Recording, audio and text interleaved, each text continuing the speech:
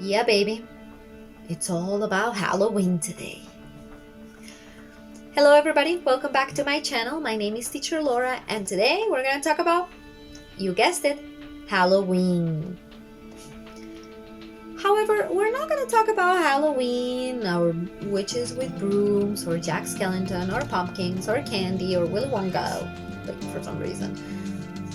We're not going to talk about that in particular. As you guys know, I am Costa Rican and I want to bring to the board a very important Costa Rican legend, or at least one of my personal favorites. So today we're going to talk about La Tulevieja. Now, you might be wondering what exactly is La Tulevieja, like what are you talking about? You're just making up words, but I'm not, believe me. Now, this legend will sound familiar for some of you, but others might not be. You may not even have heard of this before. So, before we go into a little bit of analysis, and it's going to be a short one, we're going to actually tell you the story. And I say we because I'm not going to be the one narrating it for you. I found a voice that is much more suitable and I would say sexier in order to do so. Why would I find a sexy voice? I don't know. It's Halloween, I guess. So here you have it, folks, the story of La Tulevieja. Have you ever seen a trail of ants? You may not notice, but they aren't there randomly. They are following another trail, and a milky one at that. This is La Tulevieja's milk trail, a spooky yet common character of the Costa Rican legendarium. It is a ghost of a woman who transforms into a monster that wanders through deserted roads. Once upon a time, when spirits collided more commonly with humans, one of them seduced the most beautiful girl in town.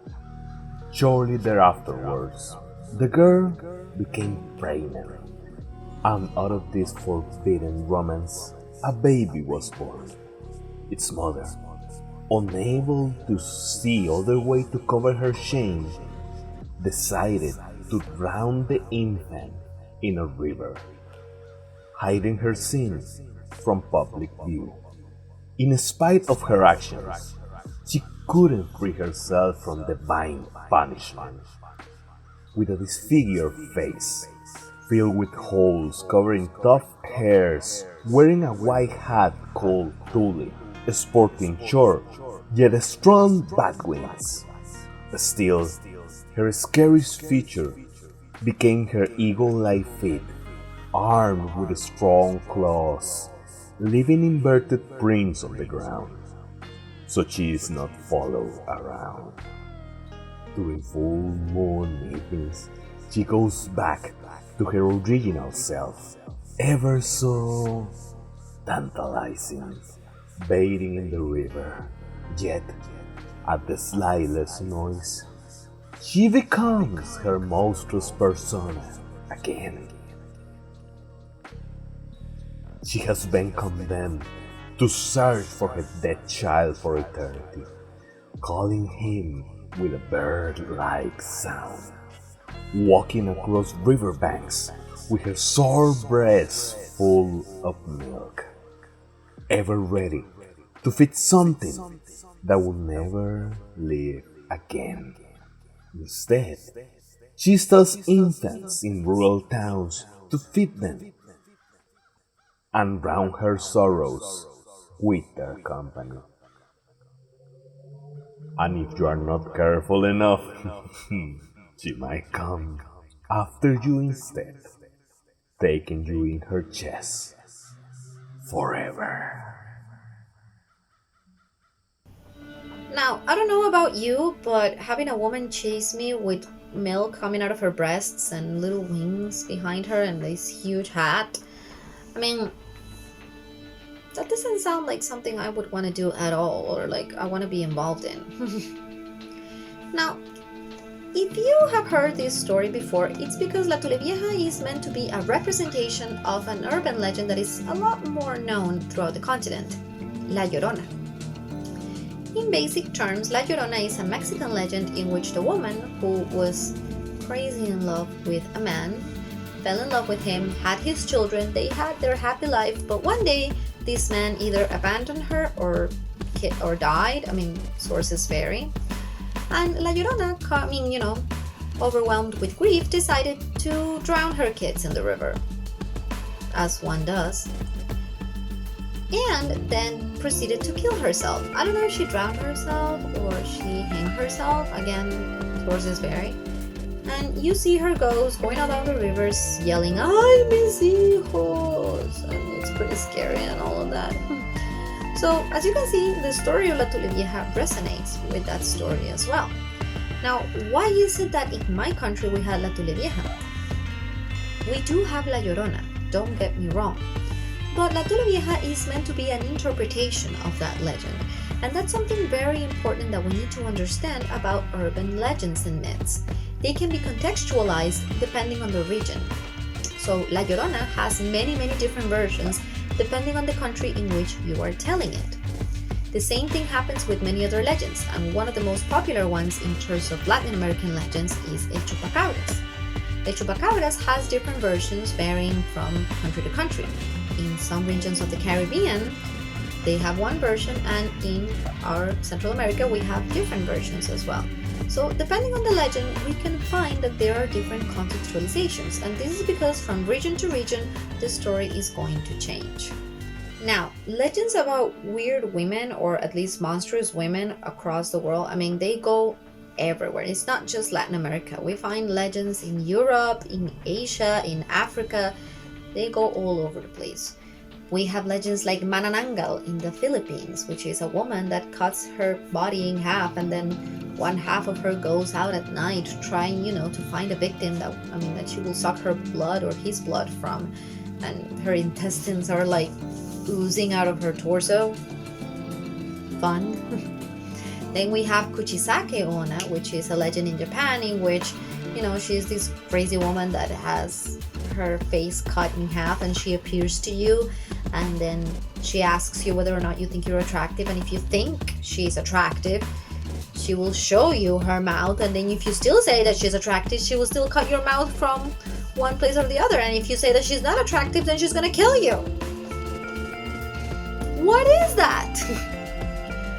But that is exactly the point of female legends. They are all over the place, and they seem to represent negative stereotypes that we have about women and gender in particular. Now, why is it that these stereotypes are represented through urban legends? It varies from myth to myth. How exactly is it that we can find gender stereotypes in all of these stories? Let me tell you. Alexia Tommy-Armorer, in her article The Legend of La Llorona, Historical and Cultural and Feminist Significance, describes something very interesting about this issue. She says, quote, "Despite the various interpretations of La Llorona, like the tale of La Tulevieja, they all speak of the consequences for a woman who strays from her proper role as a wife, mother, or lover, failing to comply with the ideals of femininity and Marianismo." Now, Marianismo is also something very related to the Christian and Catholic culture that we have in Latin America, and how women should strive to be more like the Virgin Mary. The story of La Tulevieja seems to be very related to this idea of women who basically stray from the right path and then are punished in their deaths by either having to chase their children around or having to, hunt other people in search for them. The legend is particularly important, and I think it still resonates a lot with our society in the terms that women are still faced with these stereotypes. We as women, and especially Latin American women, are still expected to fulfill the role of dutiful wives, dutiful mothers, so on and so forth, and that is not the point at all. Women have now seen more liberation than we have seen in years. But the fact is that we're still fighting against these stereotypes. And that's the reason why I wanted to discuss a little bit about the importance of La Tulevieja. For me, its importance lies in the fact that we need to know about this. We need to know about these stereotypes, and we need to know about the challenges that we face every day. And, that is the scary story. That is the scary part about this tale. It it's all about, fighting those stereotypes. And if you think about it, when I actually think about it, I pity women like La Tulevieja. I mean, it's not like she actually had a choice. And the fact is that she ended up mourning her son for lots and lots of years, and even hunting people and being, forced to do so. It's kind of like the story of Medusa as well. She ended up getting the short end of the stick. And I think in a lot of ways, La Tulevieja also got the short end of the stick. Thank you so much for watching my video. I wanted to do something short and sweet for Halloween, and I even did my makeup like one of my inspirations, like my diva, Morticia Adams. God, I love her. But I wanted to bring this legend because I think it is so important to mention all of these Latin American legends and really, really feel proud of our heritage. Because at the end of the day, I mean, it is a horrible legend, don't get me wrong, but it is important to discuss them, and it is important to keep them alive in our memory. Once again, thank you so much for watching this video. If you like this kind of content, or if you have other legends that you think it will be cool to talk about, don't forget to leave your comments in the comment section down below, and subscribe and activate the bell for notifications. Thank you so much for watching, and remember, happy Halloween!